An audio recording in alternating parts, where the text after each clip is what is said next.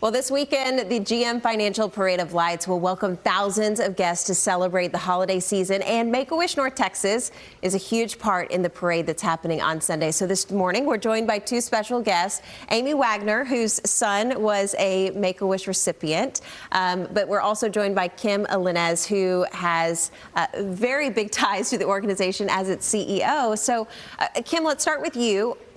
Tell me what the work is that Make-A-Wish does in North Texas, and also how y'all are playing a part in the parade this weekend. Oh, Madison, I tell you, we just get to do the most amazing work. It's just so fun to go alongside families like Amy and Luke's, where we get to grant the wishes of kids battling critical illness right here across DFW. Yeah. Currently, we've got about 1,100 kids waiting. Wow. So there's a lot of work to be done, but we're going to get to all of them.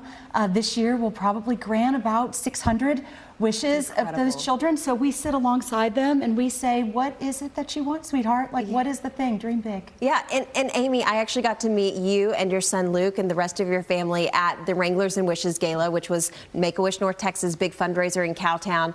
I heard about Luke's story and the impact that his wish being granted had. But for those folks that are hearing his story for the first time, tell me what his wish was and how it's impacted y'all's life. Yes, well, Luke was diagnosed with epilepsy in 2013 at the age of 5. He subsequently got diagnosed with Lennox-Gastaut syndrome. That's a rare and severe form of epilepsy. So he was having many challenges, many health, just in the hospital all the time. And this wish was about 3 years in the making because it happened during the pandemic.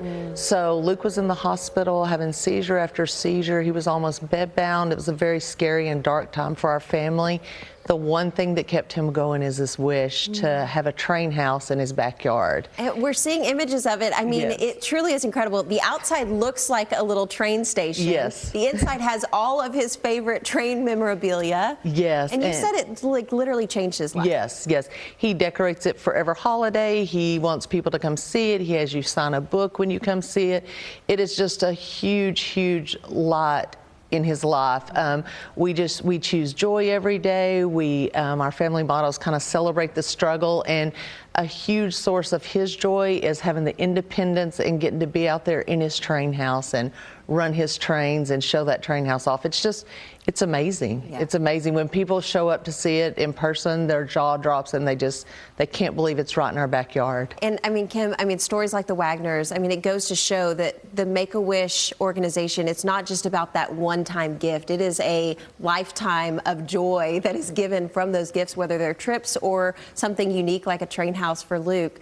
What does that mean to you as the organization's leader, to be able to say, like, this is the good we're doing in the community? To be able to see the impact that it's had on Luke or so many other kids really shows us that a wish is a really nice thing, but it's so much more than that. We have families tell us all the time how much their family needed that experience. They needed that trip. We've been able to do something for Luke that not only met his passion for trains, but also gives him that space of independence that, he loves that spot. He loves that spot, and he loves to go out there. Yes. And he's happy to host people in it as well. So to know that it reverberates not just for them, but also for the families and all of the people in their orbit and their community. It truly is something so special to even just get a glimpse of through y'all's eyes.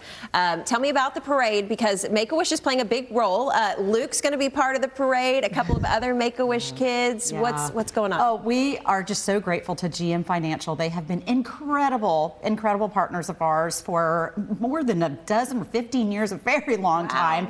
And so they have chosen to highlight us. So Luke's going to be there. There'll be another Wish family along with their son Kyle, who will be there. And we're just going to celebrate all the things of Fort Worth and lights and the power of a wish coming true. Yeah, and that is truly the magic of the holiday season, is seeing these wishes being granted. You mentioned that there's still a need. You mentioned that there's still kiddos out there that want wishes granted. I know y'all just had the Wranglers and Wishes wrap up, where there was an incredible amount of funds raised, but there's still more wishes to be granted. So how can folks participate? How can folks help out? 100% of our funding comes from local support. 100%. So every wish, every dollar, all comes from our community's ability to do that. So this holiday season, as folks are making their plans to support, we would love to have that. We also need volunteers. It takes volunteers to make all those wishes happen, and I can tell you it is truly a transformational experience to sit down with a child and help them chart out what that wish is. Yeah, and like, I mean, Amy, you were saying, I mean, for Luke in those dark moments in the hospital during the pandemic,